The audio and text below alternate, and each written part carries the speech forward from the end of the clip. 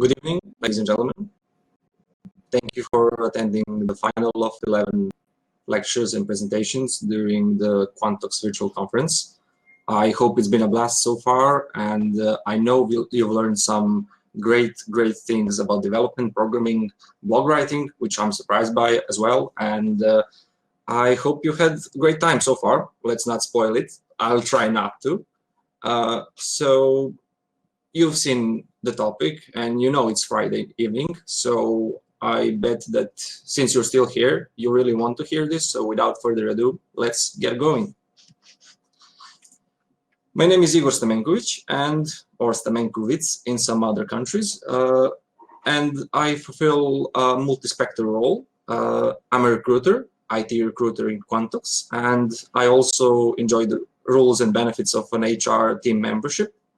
And last and not the least, I'm a psychologist, a master psychologist. I graduated here in Niš, my hometown, and specifically, who am I and why am I talking to you right now is because I'm a great fan and a scholar of psychology. I've graduated with the topic of social sciences and behavior, specifically facial behavior, and truthful and untruthful answers, generally speaking, shoulder twigs, winks, blushing, and so on. So those are great topics for me to elaborate, but I will not be doing so right now. After mastering psychology, no pun intended, we all still have to learn so much about human behavior. I've ended up actually in prison. Yeah. And people are telling me this is not the correct formulation of the topic because I've actually worked in prison for some time, and it formed me and shaped me as an individual and as a professional. I also like to say that Quantox technology actually bailed me out of prison, and I see that as a good sign. I've been in Quantox for some 3.5, no, not 3.5 years, but almost 3.5 years, and I feel at home here. So after this brief summary of who am I really, I'd like to ask you a question. Who are you? Who am I speaking to? Because as remote work culture became more and more prevalent, we still do not see each other face to face as often. I do not see my audience, and I'd like to get a brief glimpse of who you are really and who you identify as. So I will be posting a poll here in the chat. Please, if you can, spend 15 seconds deciding who you identify as. So the poll is live now. And yeah, the timer is going to be 15 arbitrary seconds. The category other is obviously for those I did not anticipate, like textile industry or perhaps plumbing. I don't know. You can actually come from those industries and still be interested to hear what I have to say. So from what I can tell, the beginner developers are prevalent mostly, and that's great actually, because I have quite a few advices for them at the end of the lecture, and I will be taking questions. Since I'm mentioning that, please do take note of your questions, because I will not be looking at the chat, and when the section for the questions come, please do spam them right there, right then, and we will be going through them briefly as the time allows. So now that I have a sense of who my audience is, we can proceed casually. I'd like to actually know who 4 other people are, what branch of industry are they coming from. So please do write it in the chat. I'd really like to know, since I did not anticipate anything else, sorry. The topics you've signed up for are as follows. What is a recruitment process, recruitment selection, and why does it exist at all? Why is Quantox Technologies selection procedure the way it is? What's the ultimate test of any procedure of selection in any company, anywhere? How do you communicate within a team that's so far yet so close? And what's the role of an HR expert in the whole story of IT industry? Last but not the least, I will be addressing what the pro tips are for making it in IT industry, whether you are an IT professional an HR enthusiast or someone who's not at this category, say marketing industry, blog writer, copywriter? Those are great questions, and I will be going over the tips and tricks to succeeding there. So the elephant in the room. What is selection, what is recruitment, and what purpose does it serve? This is one of those questions that everyone knows the answer to. So if you ask your relatives, if you ask your friends, your mothers, your grandmothers, they probably know the answer. And the simplest one is actually, yeah, the company needs to make sure that people who apply for the jobs know the thing they are applying for. So if someone is applying for a machine operator somewhere, they have to be qualified by some school, some certificate, some course, or some experience beforehand. And that's a great question because not all abilities and skills are easily distinguished from one another. And I will be covering that on a few later slides. So the reasons for the quotation marks are simple.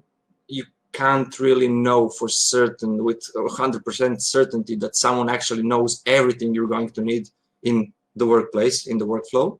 So making sure is actually a temporary fact that someone is close to something we're looking for. Another topic is making sure that the person actually wants to do what they're applying for. And the people apply to various jobs and their motivation varies. And this is actually, I think, in my humble opinion, a more complex question than the previous one, because for the previous one, there are tests, there are ability stacks. You can check if someone knows what they're doing by creating some task, some question that they are going to dance around with. But the latter one, the motivation part, is harder to grasp. It's harder to get to know a person simply by talking to them in a brief 1 hour or 2 hour session. And it's a challenge for everyone involved, especially for me as a psychologist and a recruiter. We have to make sure that someone who wants to work with us will successfully adapt. And that's the big issue here. People have to adapt in a way to a company. On the other side, company needs to help to integrate them into our culture, into our collective. I know this sounds a bit like the Borg from the Star Trek universe, but it is what it is.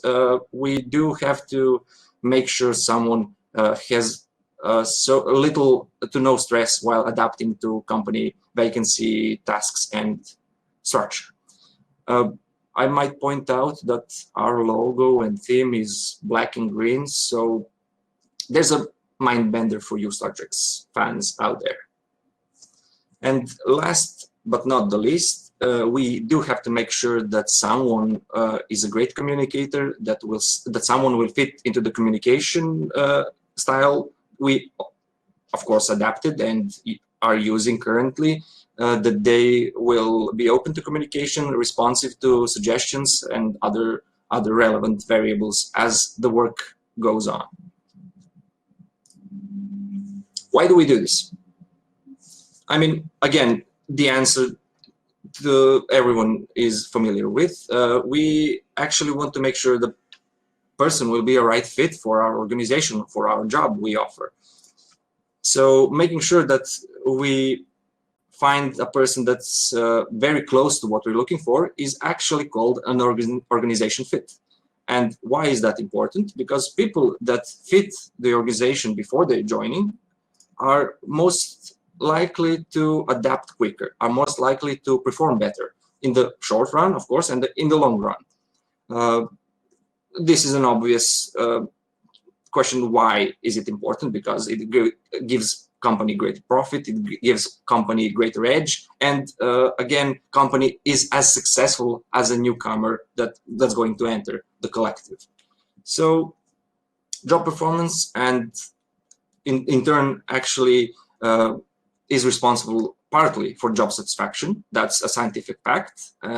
Again, I'd love to elaborate this from a psychological standpoint of view, and go into details, tiny details, why this is the way it is. Suffices to say that it works as a mediator for job satisfaction. The job performance works for satisfaction, but the same is also true for the reverse direction. Job satisfaction in turn correlates with job performance and enhances it in the long run. Most of the topics you're going to see and hear from me are going to be the surface tension, and you're going to be asking many more questions than I answered. I'd love to talk about all these topics for days and days and days, but unfortunately I do not have the time, and it's Friday. I know you have plans, and that's okay. So write down everything you want to know in depth afterwards, or you can hit me up on social media someday after this. So after we've achieved successful organizational fit with our selection process, we can predict that there would be less stress for the newcomer.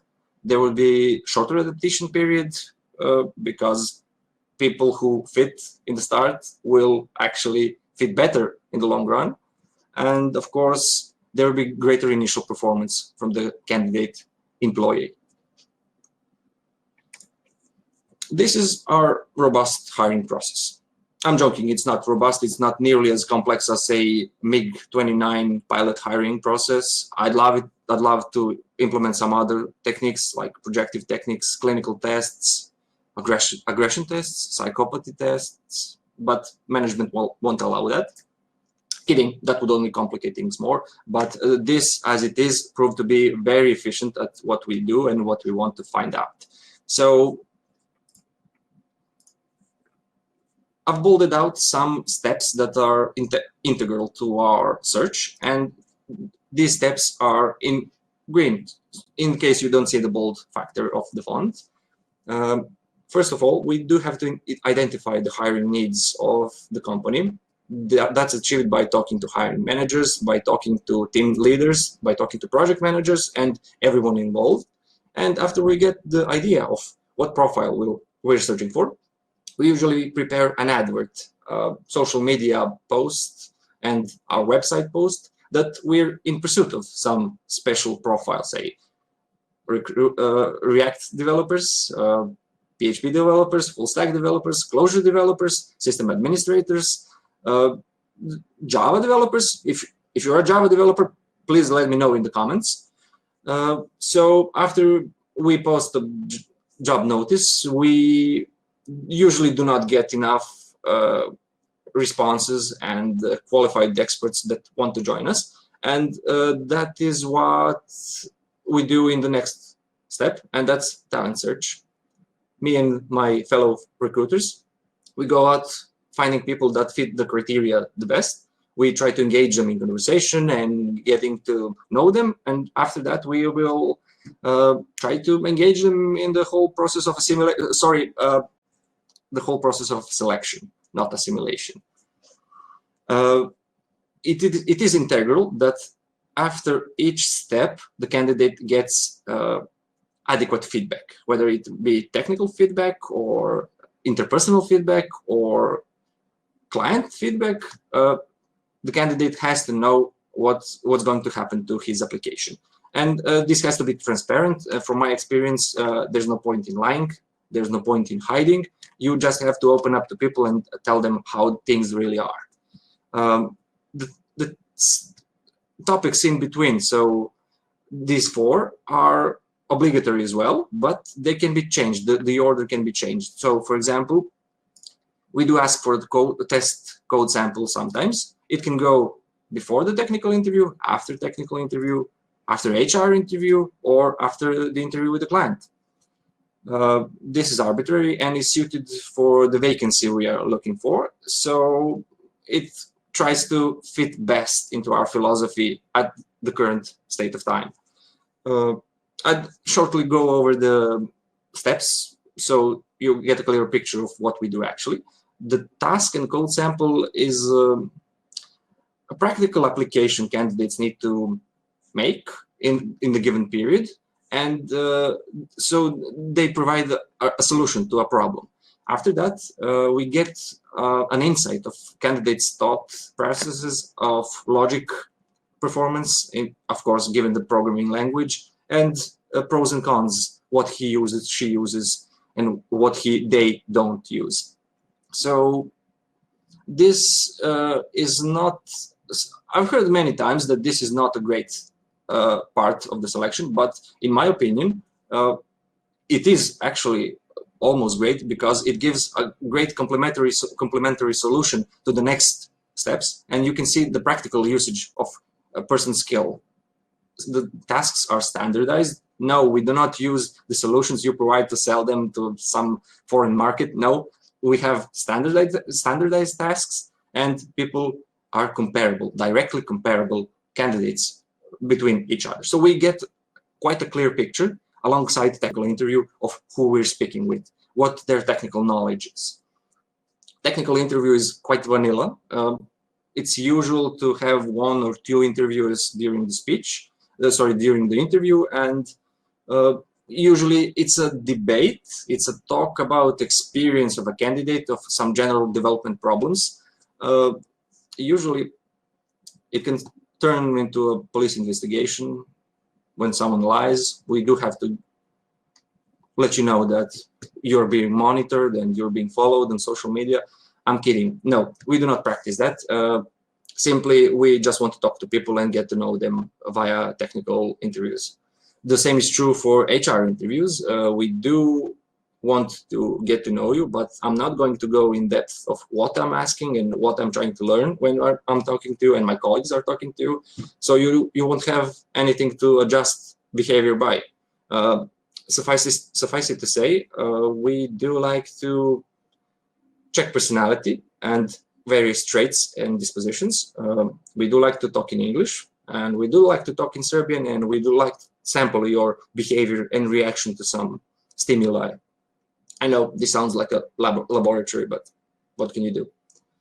And the last here, and it's not inherently last in our selection process, is the interview with the client.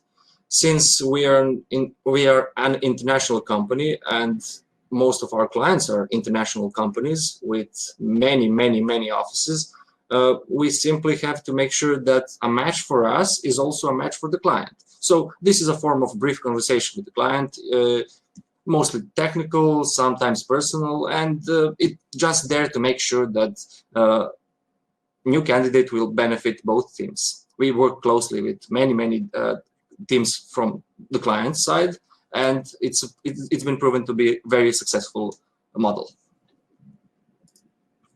But we all do this to actually make sure that person is actually up to the task. So what's the ultimate test, you ask, of any selection? Back to 1950s, my fellow psychologists thought that the ultimate test was IQ test. You're familiar with the concept. We want to know how smart the person is, how well do they apply one set of knowledge to another set of knowledge, how well do they transfer the knowledge to another area. And that's a legitimate question. This has been used in recruitment in the army, of course. This has been used by various companies throughout any branches you can think of. Fortunately, and I say fortunately for a reason, it has not been used in IT.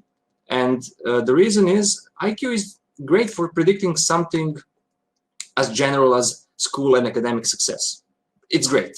And for some specific tasks, you cannot predict anything specific so great. For example, you cannot actually predict how well someone will be in art or in music, or something as complicated as a Navy pilot.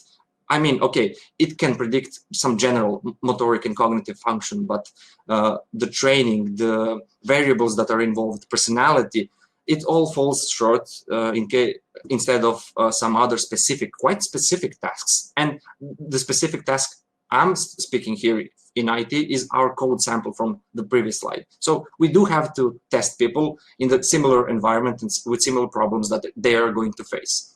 And the question here actually is, will the tiny sample of behavior we observed during the interviewing process actually transfer and predict successful adaptation to the workplace?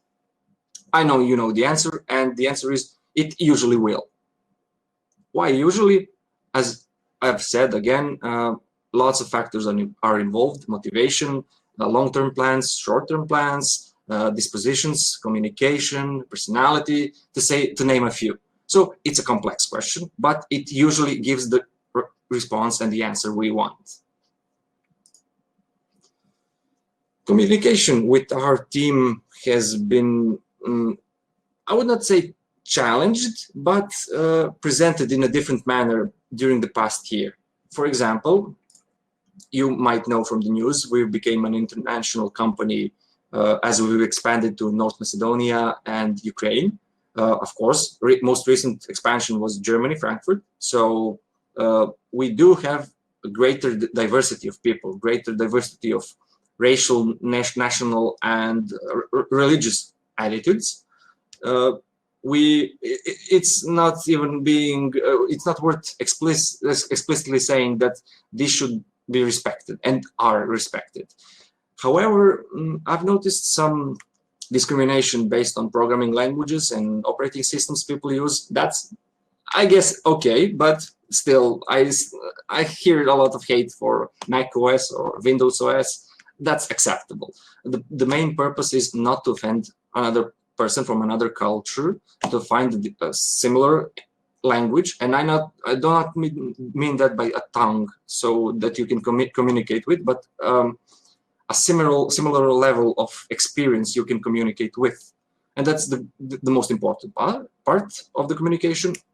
And yeah, I think we're over 260 people. Yeah, 260 people now at the moment, and we're looking to expand even more. So there'll be even more challenges. Another challenge was, everyone knows, COVID-19, and it pushed us to be, as many other companies, to be a more remote culture. And this proved to be not so great a challenge as we thought, but from an interpersonal standpoint, there have been a few communication latencies problems, and the most important part is that people have to adapt. People have to cope with what's given at the moment. We cannot function as we did a year ago. We do have to go home, work, talk to colleagues, still get the work done, and be content about it. I know it's a challenge, but there are a few ways to overcome.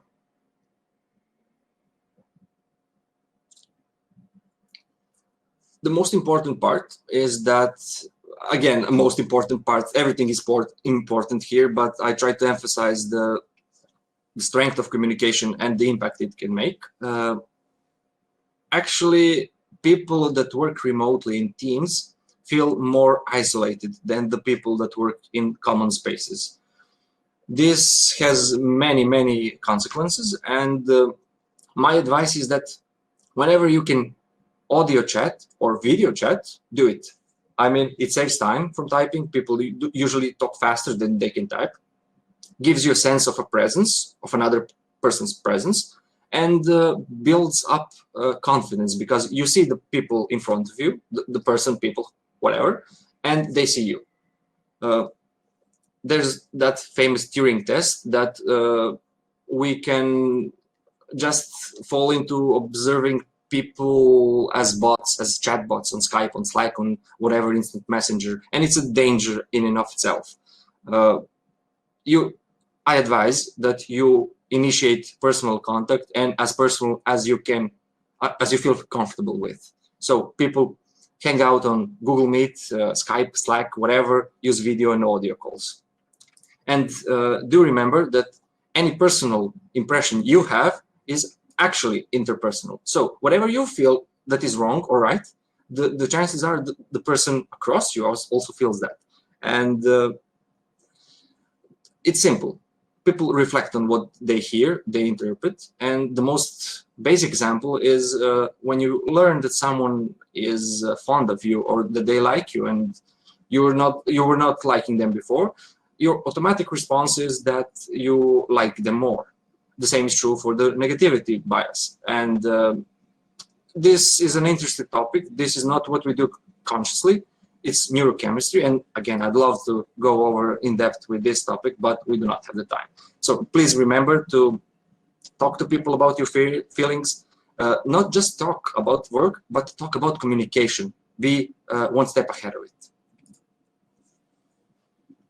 This is the most interesting part for me, the really most interesting part, because the HR department is defined by the company. Mostly it has some common aspects that shares with other branches, but every company, every sector defines it differently. For most of my part, I've been an economist, a lawyer, a psychologist, yeah. I've been a salesman. I have to pitch an idea to my colleagues. And sometimes I do have to be a shoulder to cry on, because you develop good rapport, good relationships with colleagues, and they confide in you. They tell you their private problems. They do tell you your professional problems as well. Even though I'm not a developer, I can hear debugging problems all day long. And I do not help sometimes, but sometimes I do, and I try to forward them to a person who can help. So this is a most challenging and most fulfilling role I do have in the company. The most frequent question that HR people get asked is, are you a spy for the management? Do you leak info? Do you snitch, as the prison tongue says? Well, the brief answer is no.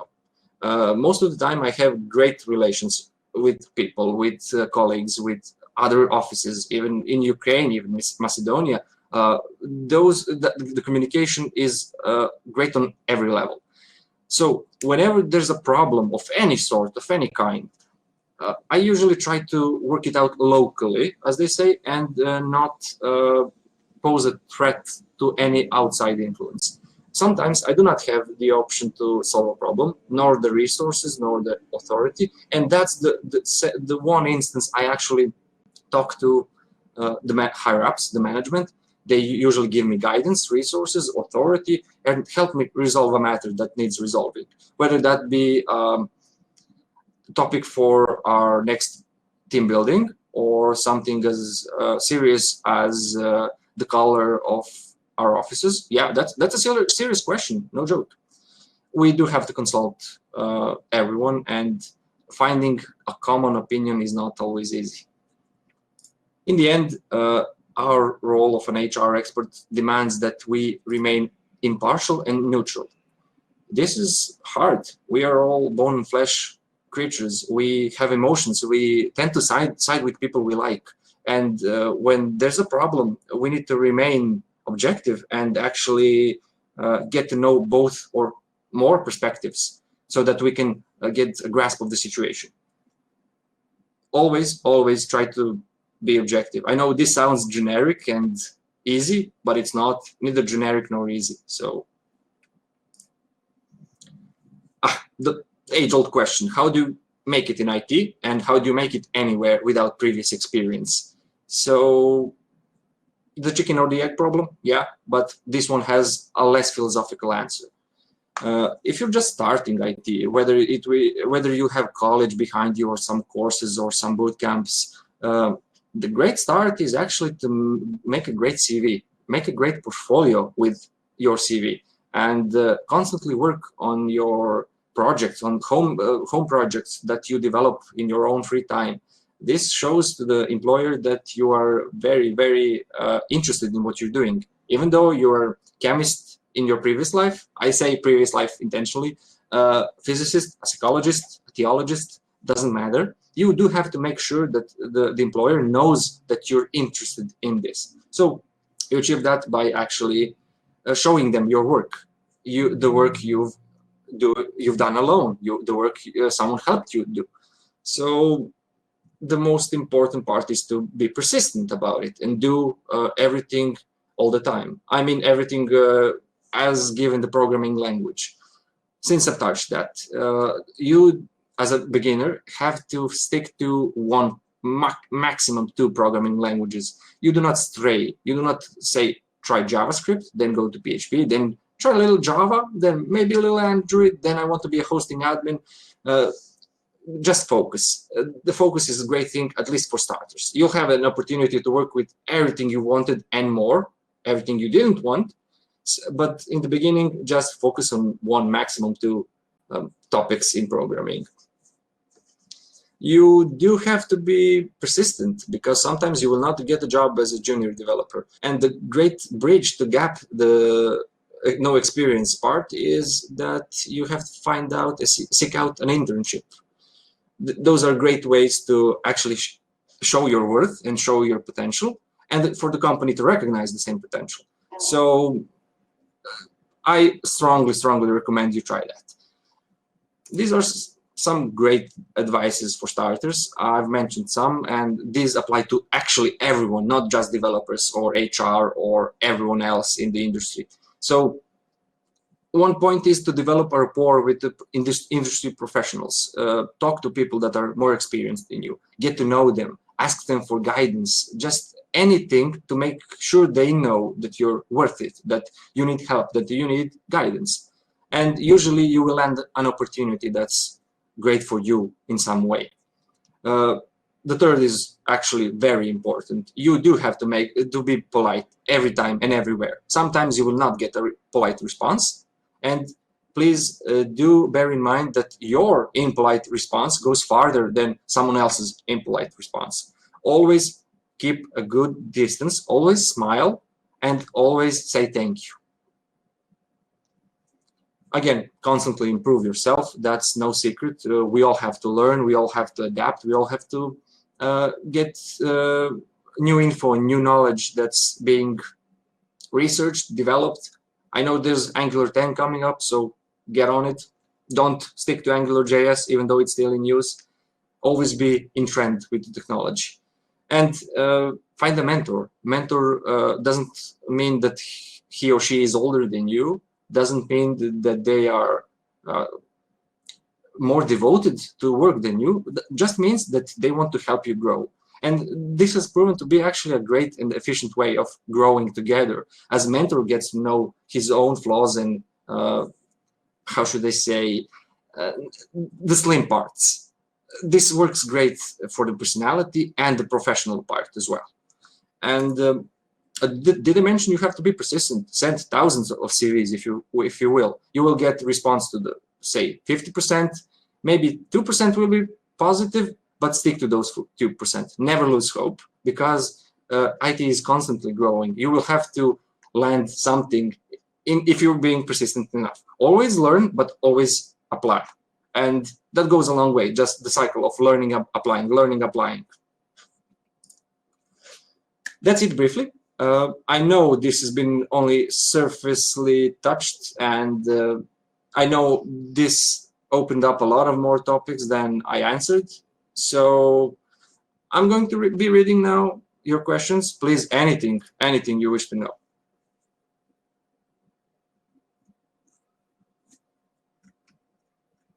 Yeah, I'm no Borg. I do not have augments.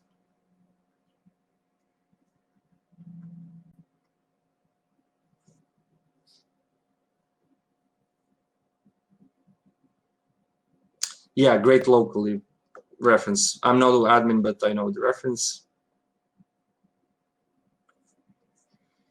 Yeah, writing down acronyms for the technologies you use is actually easy for an experienced recruiter to see through your bluff, because there's this great picture that one guy asked a recruiter which of these are Pokemon on the list. So we do know our job, and we do know what are technologies that are actual and that are fictive. So please do not do that. You're wasting your time and ours. So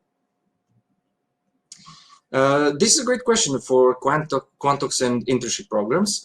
We currently do not plan on greatly expanding our internship program. However, we do hope that it will change in the future. I'm hoping sooner rather than later. So please be tuned with our social networks and, of course, website. Keep in touch with recruiters, HR managers, and we will actually yell out the information when we start recruiting interns. Can someone who is communicative but with stage fright pass the interview? This is a common question, and it's actually a great one, because the critique for the current process of interviewing people is that those with less communication capabilities will actually perform lesser and worse than other candidates that have less knowledge and more communication skills. Stage fright is easily bypassed. I mean, by practicing on candidate's part and by skill on the interviewer's part, because interviewer has not just the role of getting information of, okay, I know this, the candidate knows this, the candidate knows that, okay, bye. The interviewer has an important role of actually establishing a good communication flow with the candidate. If stage fright actually overcomes the interviewee, that's a problem, and they will probably not be good at a given interview. What is the interview with the client? Who is that client? Well, it varies. We actually have a lot of clients, and I'm not going to tell names, that's company policy, but the client can be anyone from anywhere, any company that needs service. Even I do have interesting stories for recruitment, and I'm afraid that it will take only a week or two to explain everything and tell every interesting story. None come to mind now, but I do have a folder of great stories from recruitment. That's my little secret.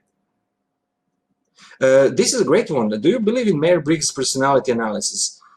This is quite a structural question, and I'm guessing someone wants to test me. The Myers-Briggs iteration of Jung's typology is greatly popularized, but I do not believe it to be scientifically correct, because the validity and the testability of a personality is far greater than what they've covered in those questions. So my answer is no, I do not believe. It's great for having fun, but Myers-Briggs is just a trivial tool compared to some other great tests like Big Five, NEO, PI, just to name a few. So great psychological tests are there, but they are not Myers-Briggs.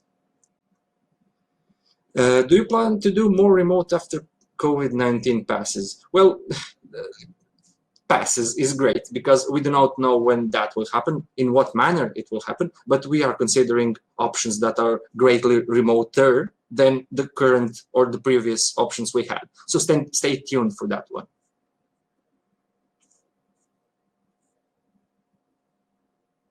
Do you like the robots challenge you Quantox had earlier? Do you mean the PHP task I remember vaguely from 3 years ago? Please do elaborate. I think that's the question you're asking, but not sure. Yeah, only Dushan's questions. If you're still here, Dushan, please. I do remember actually the robot part. I'm not sure. I'm not qualified to talk about any test, actually. I get the solution and I forward it to the committee, the commission that actually goes through the solution. So I do not have my opinions. If I do, they are not meaningful and they do not depict the development process of the company. I just forward them back and forth. All right, seems that there are no more questions and we're still not going to break the term. Ladies and gentlemen, thank you for sticking with us this whole time. These 4 days have been great for us and for you, I believe. Since I'm a recruiter, I want to point out that we do have open positions: front-end, React, PHP, full stack, Java. Please do let us know if you're one of those profiles. Let me know in the comments. I thank you on behalf of the company that you've partook in this experiment. This is our first virtual conference, and we're liking it. We're probably going to organize more, but again, stay tuned for those. Hit us up on social media, LinkedIn, Twitter, Facebook. Thank you again for sticking with me on Friday night, even though you have plans afterwards. And thank you for your attention. And you've been a great audience. Goodbye and good luck.